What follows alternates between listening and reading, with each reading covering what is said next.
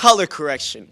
What's the deal with color correction? You got one color and you raise it up, and then you got another color and you drop it down. How does it even work? Hi, I'm Garrison Allen, and I've been editing videos for over 3 years now, and I know a little something about color correction. Today, in this video, along with my partner, Johnny Burtonair, we're going to teach you how color correction works and how to use it in your videos. First step is white balancing.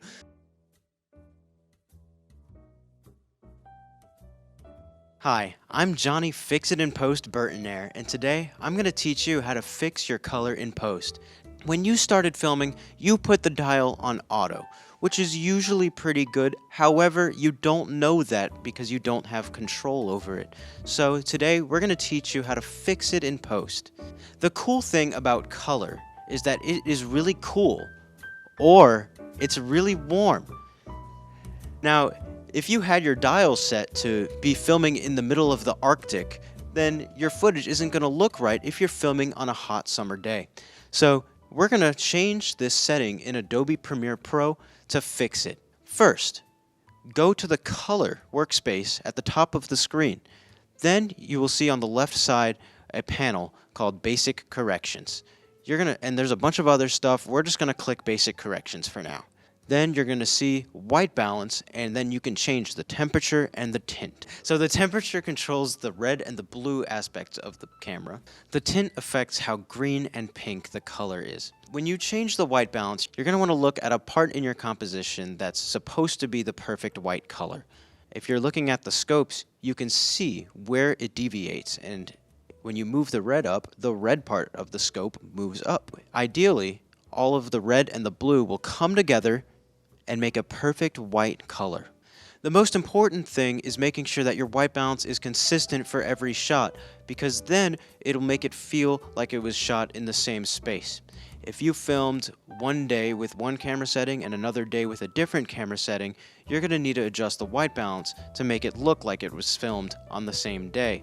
For example, if it's nighttime and you're filming midday, you might want to adjust the color correction to make it more blue so that the video seems like it's darker.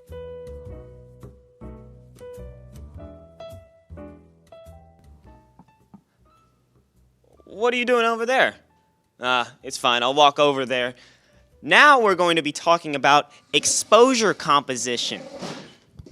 The exposure of a shot is essentially how much light exists in that shot.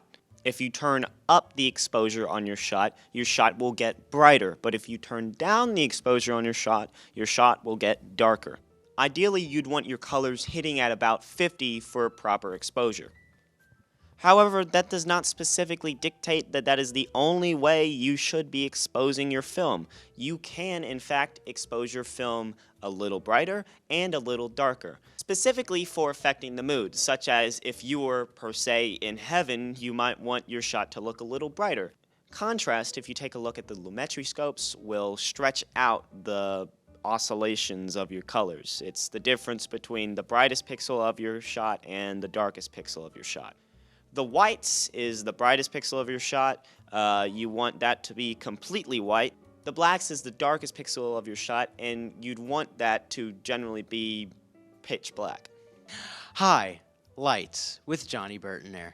Now, highlights are different from whites in the sense that highlights are about how bright pixels are in relationship to the pixels around them, as opposed to whites, which is just the white pixels, like, overall, within your entire shot.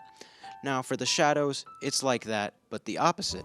If your scene is looking a little dull and a little bland, you might want to increase the highlights so that you have more light and more shadows in your shot. That way, it looks very good.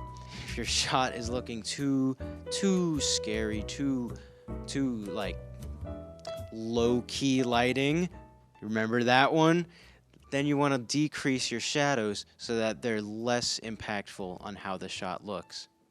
So now we're going to talk about saturation.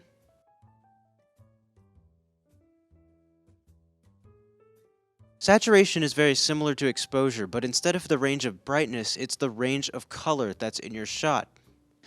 Now, if you think about movies like Avengers Endgame, the shots in that movie are very desaturated when things start to get very scary.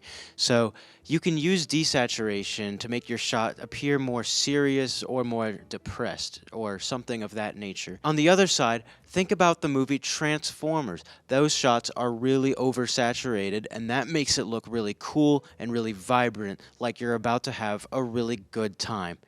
As always, if you want to experiment more, you can check out the RGB curves. Those are a different way and more intricate way of changing your white balance. You can do a lot more specific things with those curves. As always, if you have any questions on how to do this, how to do that, you can comment down below. We're open to making videos on anything Adobe Premiere Pro or After Effects or Audition related. See you later, fellows.